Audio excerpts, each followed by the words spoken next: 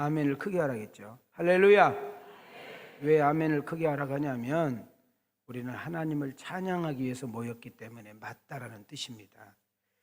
오늘 현장에 오신 분들이나 온라인으로 함께 예배드리신 분들에게 하나님의 은혜와 평강으로 심령이 가득하고, 여러분들이 가정에 있으면 가정에서, 직장에 가면 직장에서, 삶의 현장에 가면 삶의 현장 일터에서 여러분 때문에 은혜와 평강이 흘러 넘쳐서 강 같은 평화, 샘솟는 기쁨, 바다 같은 사랑이 넘쳐나는 은혜가 있기를 주님의 이름으로 축원합니다. 오늘은 가정에 대해서 다시금 생각하면서 어버이 주일로 우리가 드리고 있습니다. 많이 피곤하고 힘드시죠? 세상이라는 무대가 만만치 않습니다. 참 많은 소리가 우리를 고달프게 만들고 낙담하게 만들 때도 많습니다. 우리는 멀리 있는 사람, 모르는 사람에게는 상처를 안 받아요. 늘 함께 사는 가족들에게, 늘 함께 일하고 있는 직장 동료, 친구들에게 상처를 받지요. 그래서 우리는 사람의 소리, 기계의 소리, 핸드폰 소리, 차 소리, 이것이 오히려 내게 짜증이 되고 스트레스가 되고 우울함을 줄 때도 있습니다. 오늘 이 시간에 어떤 모습으로 오셨던지 간에 여러분의 상처와 아픔들이 예배를 드리는 가운데 말씀을 통해서 성령님께서 여러분들을 한번 터치하시고 만져주셔서 여러분 그 부분들이 치유되고 근심과 걱정으로, 그리고 낙심과 좌절한 마음으로 앉아있다 할지라도 우리 하나님의 위로와 격려가 여러분을 다시금 일으켜 세우는 시간이 되기를 원하고, 성령님께서 여러분 한 분 한 분을 만지심으로 일으켜 세움의 역사가 일어날 수 있기를 주님의 이름으로 축원합니다. 그래서 이 자리가 하나님의 음성을 듣는 자리가 되시고, 이 자리가 하나님이 나와 함께 하심을 느끼는 자리가 되기를 원하고, 이 자리에서 여러분 마음속에 있는 여러 가지 잡다한 것들이 다 바뀌어서 평안으로, 기쁨으로 바뀔 수 있는 축복의 아침이 되기를 원하시면 우리 가슴으로 아멘 합시다. 자, 우리 한번 두 손을 들으시고 좌우로 이렇게 인사합시다. 주의 이름으로 사랑하고 축복합니다. 네, 좌우로 이렇게 인사합시다. 한 번 사는 인생 행복하게 살아요. 자, 내 자신을 향하여 이왕 예수 믿고 사는 거 축복과 은혜의 통로가 되어 여러분의 고백대로 되는 줄 믿습니다. 우리는 하나님을 믿는다고 말합니다. 하나님을 믿는다는 말이 무슨 말일까요? 하나님 말씀에 순종하면서 삶의 현장에서 하나님을 경외하며 살겠다라는 표현이기도 합니다. 우리 하나님 말씀에 보면 내 부모를 기휘 여기라, 내 부모를 공경하라, 이것이 하나님께서 우리에게 처음 준 계명이라는 거예요. 아니, 계명이 여러 가지인데 왜 처음 준 계명일까요? 우리는 10계명을 보면 10계명으로 되어 있죠. 1계명부터 4계명은 우리 인간이 하나님을 어떻게 섬겨야 될 것인가, 하나님을 믿는 우리가 하나님께 지음받은 피조물, 우리가 조물주 되신 하나님을 우리가 어떻게 대해야 될 것인가에 대한 이야기라면, 5계명부터 10계명은 사람과 사람 관계에서 가장 기본적으로 지켜야 될 것들, 우선적으로 꼭 해야 될 것들 중에 넘버원, 첫 번째 계명이 부모를 기히 여기라는 거예요. 자, 여기서만 끝나면 재미가 없을 텐데, 좋으신 하나님, 사랑의 하나님, 은혜가 풍성한 하나님은 우리에게 뭐라고 축복합니까? 그러면 내가 네 일 도와주고 간섭해 줄게. 그럼 어떻게 돼요? 잘 되는 일이 생기잖아요. 그리고 내가 허락한 생명 다 살게 해줄게. 장수라는 의미를 우리는 부어지고 있는 것입니다. 오늘 우리가 가정의 주의를 다시 한번 생각해 보면서 우리를 낳아준 부모님들, 이미 돌아가셔서 고인이 되기도 하시고 또 요양원에 가 계신 분도 많고, 치매라는 것이 와가지고 딸 자식을 잘 알아보지 못한 그런 안타까운 분도 이 자리에 계실 거란 생각이 들어요. 부모님이 안 계시기 때문에 나는 이 부모에 관한 설교를 들을 필요가 없다. 아니죠. 오늘 성령님께서는 동일하게 여러분에게 적절한 은혜로 역사해 주실 줄 믿습니다.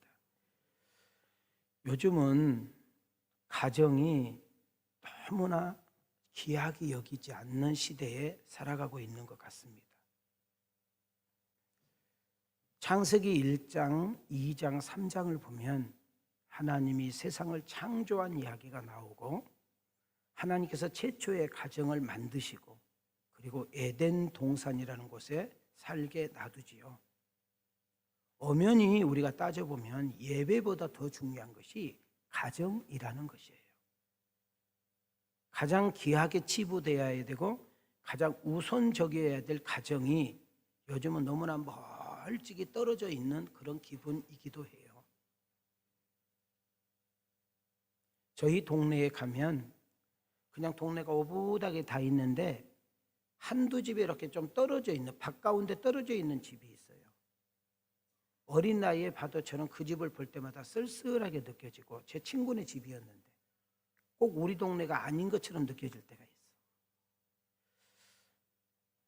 요즘 젊은 이들이 착각과 오해가 뭐예요? 결혼을 안 하려고 그래요.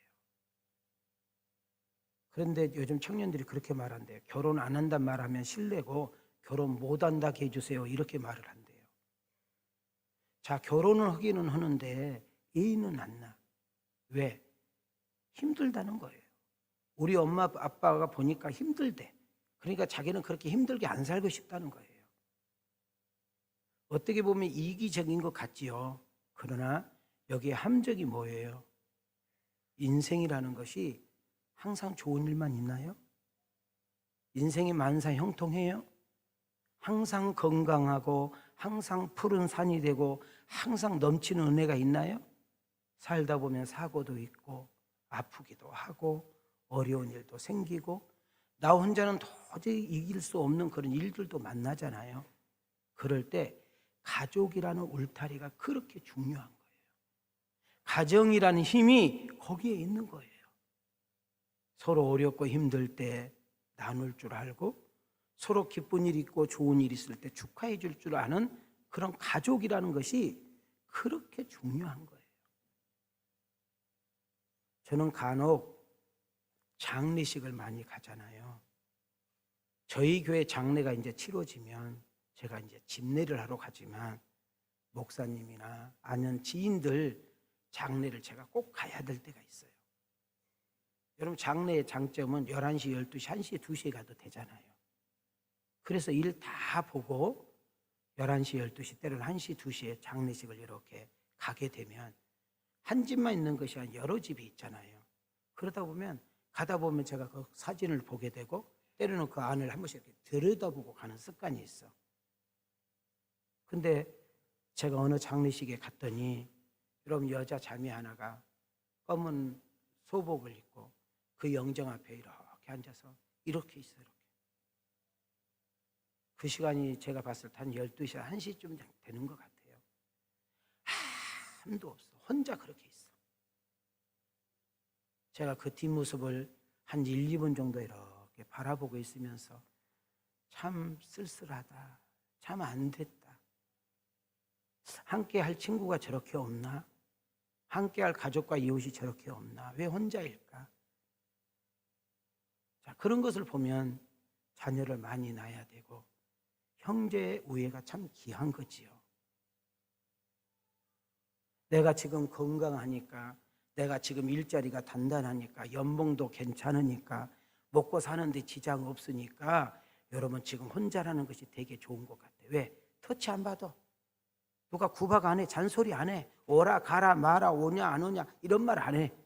근데 인생에 오르막길이 있을 때, 무서운 내리막길을 만날 때, 인생의 급커브를 밟을 때는 혼자 가지고 안 돼요.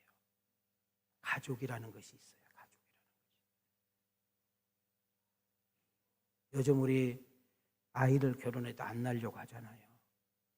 안 나는지 못 나는지 저는 그걸 알 수는 없겠지만 여러분, 우리 왕성교회를 출입한 여러분들에게 축복합니다. 여러분, 가정의 울타리가 단단하기를 축복합니다.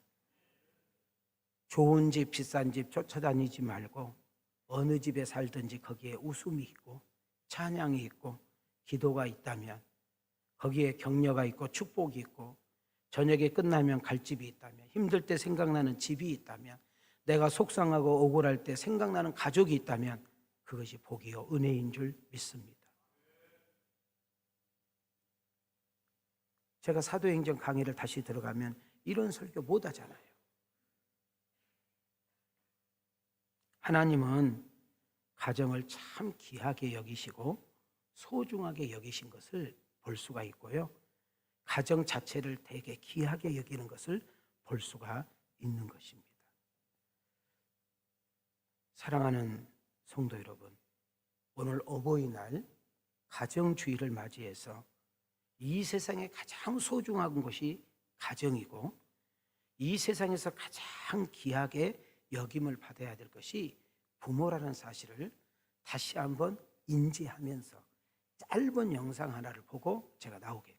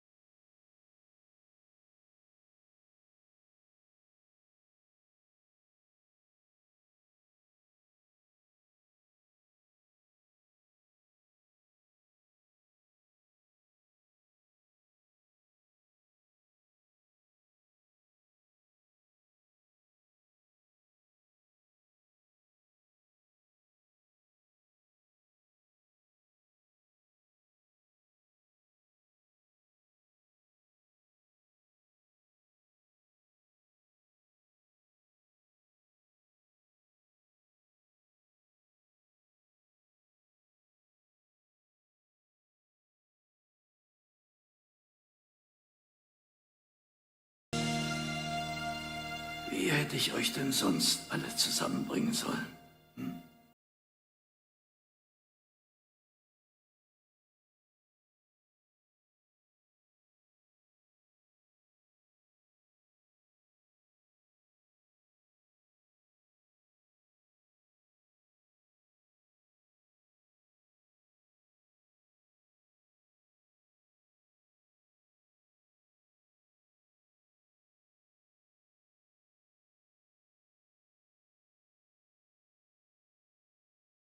있습니다.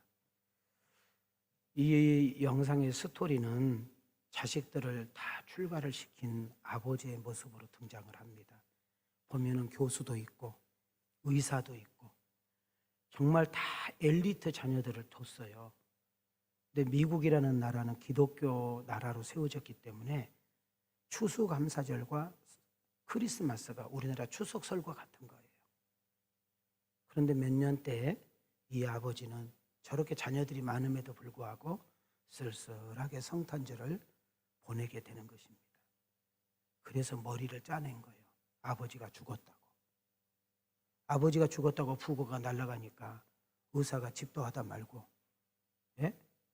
교수가 애들 가르치다 말고, 여러분 엔지니어링이 집으로 오게 된 거죠. 집에 들어갔는데 분위기가 장례식 분위기가 아니고 축하 분위기란 말이죠. 식탁에 촛불이 켜 있고 분위기가 훈훈하고 말이죠. 그때 아버지가 자녀들 앞에 등장하면서 내가 너희들에게 이렇게 말하지 않으면 이 자리에 함께 모일 수 있겠니? 여기서 주는 메시지가 뭐예요? 집이 잘 살다, 집이 크다, 자녀가 훌륭하게 잘 됐다, 이걸 이야기하는 것이 아니라 가족이 얼마나 소중하고 귀한 것인가를 이야기하고 있는 것입니다.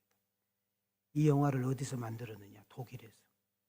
여러분, 이것이 만들어 나간 하루도 안 돼서 6천만 명이 본 거예요. 그리고 거기에 글을 답니다. 뭐라고 다느냐? 아버지가 정말 쓸쓸한 것 같네요. 연락을 자주 드리는 것이 효도인 것 같네요. 오래 가기 전에 부모님을 꼭 찾아뵈야 되겠네요. 이런 글귀들이 쓰여져 있다고 그럽니다. 성도 여러분, 우리는 오늘 어버이 주일을 맞이해서 부모님께 어떤 뭐 큰 거, 어떤 비싼 것을 드리는 것이 효도가 아니에요. 월급 100만 원, 200만 원, 300만 원 받아서 겨우겨우 살아가는 그 아들, 딸 형편 아는데 너 왜 나 다이아 안 사주니? 너 왜 나 유럽 여행 안 보내지? 그런 속 없는 부모는 하나도 없어요. 부모님이 여러분과 나에게 기대하는 것은 한 가지예요. 따라합시다. 관심. 나 좀 관심 좀 가져달라는 거예요. 네 엄마가 있고 네 아버지가 아직 있다는 것을 관심 좀 가져달라는 것이에요.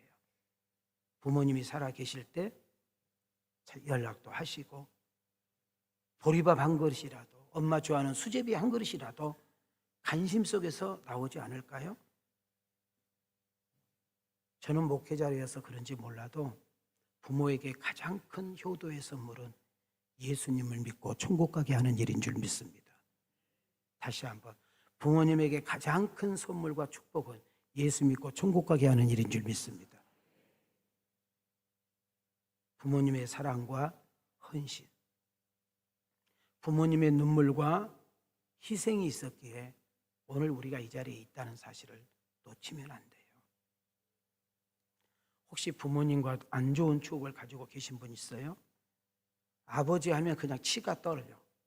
엄마 하면 난 그렇게 인생 살고 싶지 않아. 그런 분도 있나요? 오늘 이 어버이날을 맞이해서 여러분 자신을 위해서 털어버려야 돼. 내가 누군가를 미워하고 증오하면 그 사람이 피해보는 것이 아니라 피해보는 사람은 나예요. 그것 때문에 온갖 병이 다 걸려. 하나님, 오늘 이 시간에 성령님께서 내 마음을 만져주셔서 용서하는 마음, 사랑하는 마음, 용납하는 마음을 허락해 주시옵소서. 나를 위해서 이런 은혜가 있기를 주의 이름으로 축복합니다. 여러분, 이 시간에 좀 한번 가슴에 한번 이렇게 손을 대시고 천천히 한번 읽어볼 거예요. 아셨죠? 자, 한번 읽어봐요. 자, 먼저는 자녀들, 우리 아들, 딸들이 부모님에게 어떻게 대해야 될 것인가. 시작. 부모님을 존경합시다. 자, 같이요. 읽으세요. 마이크 쓰지 마세요. 읽으세요. 시작.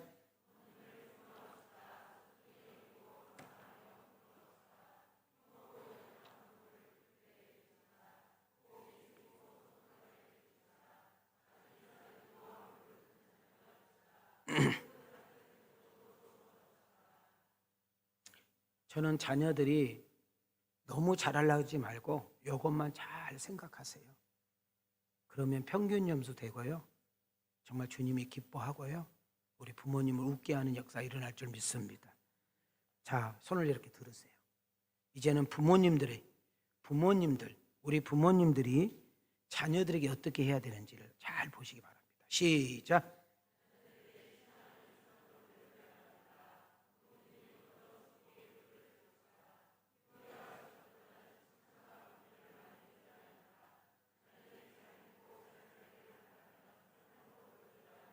아멘인가요? 우리 부모님들 왜 전화 안 했냐? 너 왜 안 챙겨줘? 잊어버렸어? 용돈 안 보냈더라? 이런 말 하지 마시고 자녀들을 위해서 축복하는 어미와 아비가 되기를 축복합니다. 그러면 성령님께서 역사하셔요. 효도하는 마음도 성령님께서 주셔야 되는 거거든요. 자, 이제 두 주먹을 치시기 바랍니다. 자, 손 내리시고. 자, 얘들아 두 주먹 져라. 올려, 이렇게 위로, 의자 위로 올려. 네. 자, 천천히 한번 읽어봐요. 시작.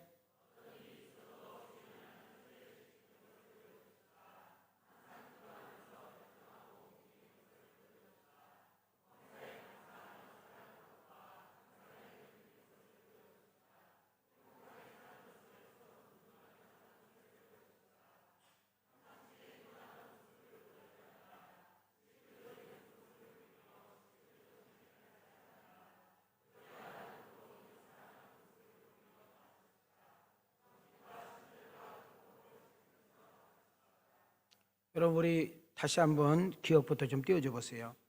우리 부모님들 자녀들에게 이래라 저래라 훈계 백날 해봐요. 거리만 멀어져. 자녀들에게 자꾸 훈계하고 지적질하잖아요. 문 닫고 들어가서 안 열어줘요. 가르치지 말고 보여주세요. 이것을 보여주라고. 스캔했어요? 넘겨주세요. 이걸 보여주시라고. 그러니까 교육의 가장 중요한 것은 보여주는 거예요.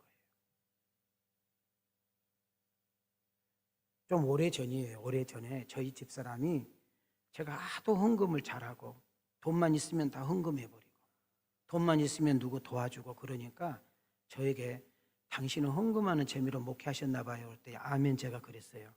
그러면서 이런 말을 했어요. 아니 당신은 조금만 있으면 다 하나님 앞에 싹 털어서 드리는데 재정부가 생각할 때에는 당신이 돈이 어디서 생겨서 있어서 드린 줄 알 거 아니냐고 앵간히 드리라고 이렇게 이야기했어요. 저에게. 그때 제가 정말 정확하게 말했던 기억나요. 나는 재정부 보고 헌금하는 것이 아니라 저 위에 계시는 하나님께 헌금한다고. 여러분 항상 우리는 거기에 초점을 맞춰야 될 줄 믿습니다. 제가 무슨 설교를 할까? 도대체 어버이날 설교를 제가 30년 넘게 이 한 교회를 섬기고 있는데 안 해본 설교가 뭐 있고 안 해본 애화가 어디 있겠어요. 그러다가 제가 이번에 우리 교인들하고 소풍을 다녀왔잖아요. 소풍 때 제일 중요한 것이 어른이고 아이고 남자고 여자고 상관없이 보물찾기에 환장해가지고 나한테 와서 막 보물 어디냐고 물어보면 나도 모르는데 그래서 가정은 효도는 보물찾기구나. 따라합시다. 가정은 보물찾기구나. 그게 효도는 보물찾기구나. 여러분 보물을 보세요. 보물을 숨긴 사람이 마이크를 잡고 이야기해요. 자 여기저기에 지금 보물이 숨겨져 있습니다. 이야기를 하고 두 번째로 이 정도의 범위 안에만 있으니까 거기만 돌아다니세요 하고 지역을 가르쳐줘요. 근데 못 찾는 것들은 꼭 없는 데만 돌아다녀. 우리 유범열 집사님이 최고 큰 거 찾아했거든요. 바로 내 앞에 그 라면 박스에서 주더라고. 야, 그 1등이요. 우리 김은영 권사님 어디 있어? 일당 벌었어. 10만 원. 근데 보물은 찾아놨는데 숨겨놓은 사람만 아는 거잖아요. 어디 있는지는 알아야 몰라요. 몰라. 그러니까 보물을 찾으려면 어떻게 해야 돼? 춤튀어야 돼? 열심히 돌아다니면서 찾아야 돼요. 그렇죠? 가정의 행복도 복된 가정도 좋은 가정도 건강한 부부도 은혜 받고 축복받는 가정이 되려면 저절로 되는 것이 아니라는 거예요. 사람의 노력도 부단히 애써야 되고 여러분 약점이 있으면 보완해야 되고 모자람이 있으면 채워야 되고 남편은 이럴 때 싫어하더라. 내 아내는 이런 꼴을 보지 못하더라. 살다 보면 알잖아요. 그걸 빨리빨리 캐치해가지고 그걸 보완하고 보충함으로 인해서 서로 여러분 좋은 가정, 복된 가정은 태어난 것이 아니라 하나님의 은혜 가운데 만들어가는 역사 일어난 줄 믿습니다. 여러분의 가정이 건강하기를 원하시면 아멘 합시다. 행복한 가정이 되기를 원하시면 아멘 합시다. 여러분 잘 들어 지금까지 목사님 내 인생은 별 볼 일 없었어요. 나는 왜 저런 여자를 만나고 나는 왜 저런 남자를 만나서 내가 왜 인생이 이렇게 됐을까요? 하는 분도 여기 앉아 계실 수 있어요. 그러나 여러분의 남는 10년, 20년, 30년, 40년만은 더 좋은 사람 만나서 하나님의 예수 안에서 복된 인생이 되기를 주님의 이름으로 축원합니다. 그러기 위해서 그러려면 좋은 가정, 행복한 가정, 복된 가정이 되려면 어떻게 하느냐? 헌신이 있어요. 받으려고 하는 가정은 무너지지만 주려고 하는 가정은 존재가 되는 거예요. 뭔가 인정을 받으려고 하고 대접을 받으려고 하고 이렇게 먹기 좋은 꽃감이라고 자꾸 좋은 것만 뺏으려고 하면 그 가정은 붕괴되는 거예요. 그러나 누군가가 헌신이 있고 희생이 있고 수고가 있을 때 그 가정은 단단하게 세워지는 역사 일어날 줄 믿습니다. 근데 부모님만 노력하고 자식만 노력해서 되는 것이 아니라 하나님의 은혜가 있어야 되고 여러분 성령님이 도우심의 은혜가 있어야 되는 줄 믿습니다. 그러려면 여호와를 경외하고 그 여호와께서 여러분과 나의 가정을 지켜주시는 역사가 일어나야 되는 거예요. 그래서 우리는 한번 성경에서 해답을 좀 찾아보려고 합니다. 시편 127편 1절입니다. 다 같이 시작. 여호와께서 집을 세우지 아니하시면 세우는 자의 수고가 헛되며 여호와께서 성을 지키지 아니하시면 파수꾼의 깨어있음이 헛되도다. 하나님, 우리 가정 우리 노력만 가지고 안 되겠네요. 우리 한번 열심히 좋은 가정, 하나님이 원하는 가정 만들어 보려고 하는데 하나님이 친히 지켜주시고 세워주시옵소서. 한 걸음 더 나가서 시편 128편 1절과 2절입니다. 이 말씀 한번 손을 들어보실래요? 자, 시작. 여호와를 경외하며 그의 길을 걷는 자마다 복이 있도다. 내가 내 손이 수고한 대로 먹을 것이라. 내가 복되고 형통하리로다. 여러분, 여호와를 경외한다는 말은 두려워한다, 사랑한다는 말인데 한마디로 말하면 따라합시다. 넘버 원. 하나님을 항상 우선순위로 둘 때 하나님이 그 가정의 호주가 되시고 지켜주신 역사 일어날 줄 믿습니다. 한 걸음 더 나가서 하나님이 지키시고 세우는 가정, 하나님을 인생의 넘버 원으로 둔 가정은 여러분, 위로는 하나님을 경외하고 아래는 내 부모를 공경하는 역사가 일어날 줄 믿습니다. 함께 읽겠습니다. 시작. 자녀들아, 주 안에서 너희 부모에게 순종하라. 이것이 옳으니라. 내 아버지와 어머니를 공경하라. 이것은 약속이 있는 첫 계명이니 이로써 내가 잘되고 땅에서 장수하리라. 여러분, 순종하란 말은 무슨 말일까요? 아버지, 어머니의 권위를 인정하라는 거예요. 그분들의 지혜를 믿어보라는 거예요. 그리고 부모님이 좀 못 배웠다 할지라도, 가진 것이 좀 없다 할지라도, 글을 잘 모른다 할지라도, 몸이 좀 불편할지라도 그 부모를 귀하게 여기고 나가면 하나님이 우리의 인생을 간섭하시고 돕는 역사 일어날 줄 믿습니다. 마지막 하나가 뭐예요? 우리 부모님들에게 너 왜 전화도 안 하니? 왜 오도 가지도 않니? 콧배기도 보내지 않니? 너는 왜 생일도 그냥 넘어가니? 명절은 뭐 하는데 안 하니? 이렇게 말하지 말고 우리 부모님들에게 축복합니다. 자녀들을 위해서 아침 저녁으로 일하면서 늘 축복해주는 부모가 되기를 소망합니다. 자, 창세기 49장 28절입니다. 시작. 이들은 이스라엘의 12지파라. 이와 같이 그들의 아버지가 그들에게 말하고 그들에게 축복하였으니 곧 그들 각 사람의 분량대로 축복하였더라. 여러분, 야곱은 축복하고 이렇게 축복하고 야곱은 죽었거든요.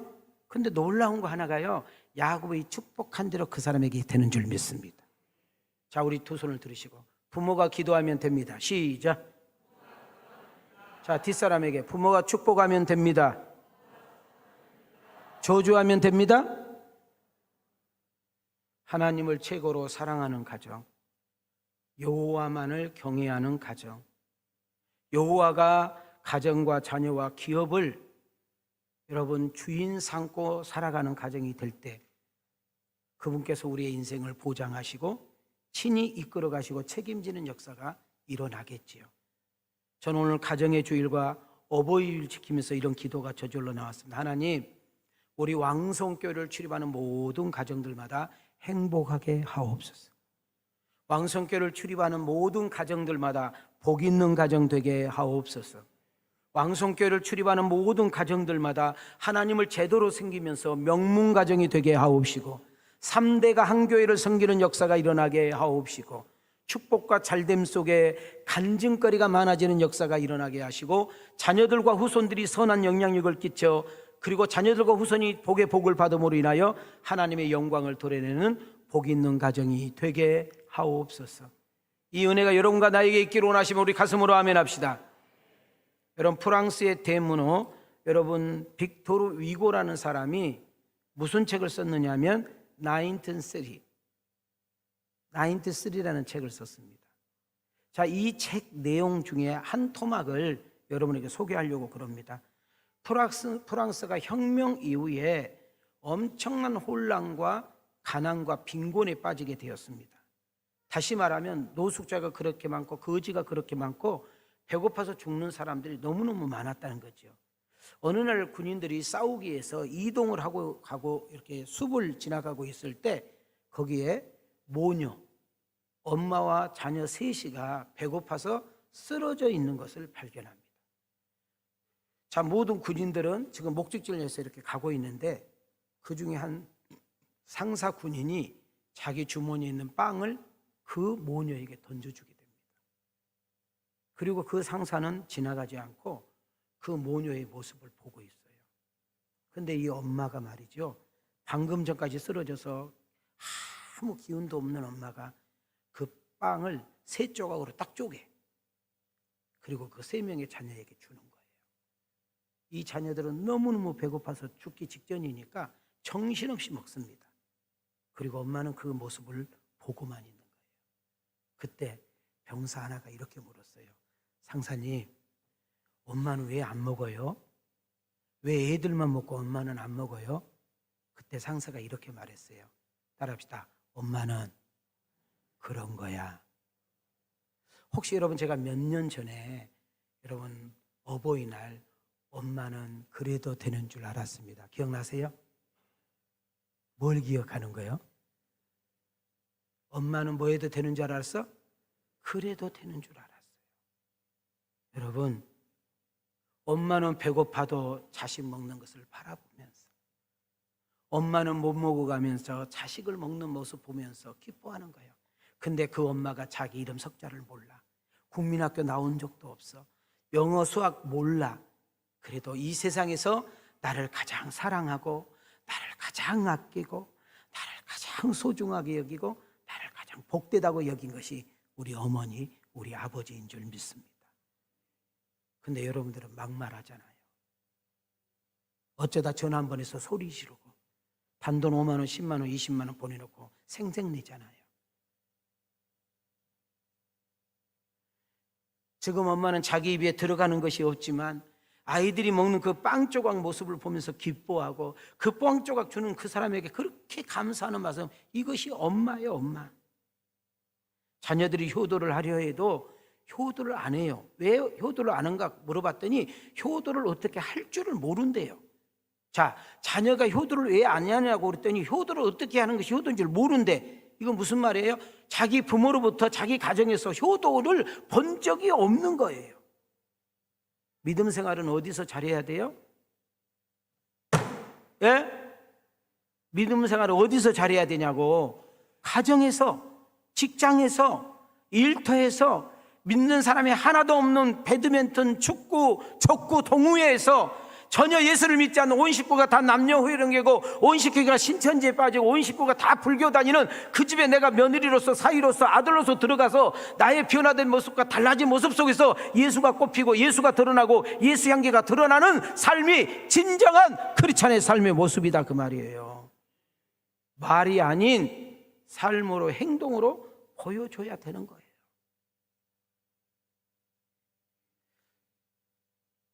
우리 남자 이야기하고 설교를 마무리 짓게요. 남자들 구성을 이야기하는 거예요. 4살쯤 됐을 때 아들은 자기 아버지가 어떤 아버지라고 생각하냐면 전지전능하다고 생각해요.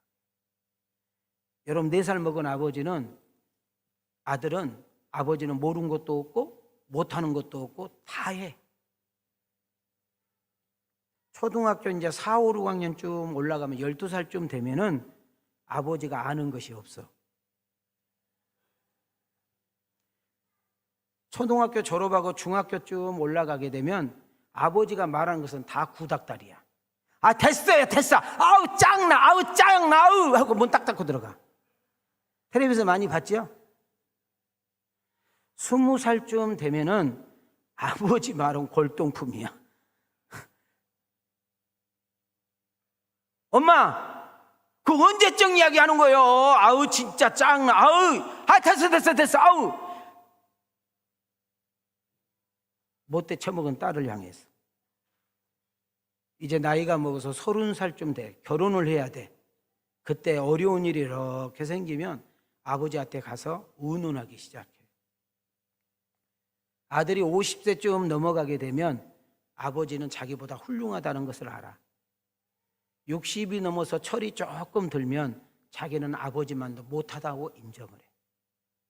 아버지는 정말로 훌륭하고 아는 것도 많았다고 돌아가실 때 되면 알게 되는 것이에요. 이것이 철없는 남자아이의 이야기예요. 공감하시나요? 네? 내가 물어볼게요. 지식이 이겨요? 지혜가 이겨요? 알기는 뚫어지게 잘 알아. 그러니까 부모님을 함부로 하거나 부모님을 업신여기면 여러분들도 그런 천대를 받는 거예요. 부모를 귀하게 여기면, 부모를 소중하게 여기면 사람들이 여러분을 높여주는 역사가 일어나는 거예요.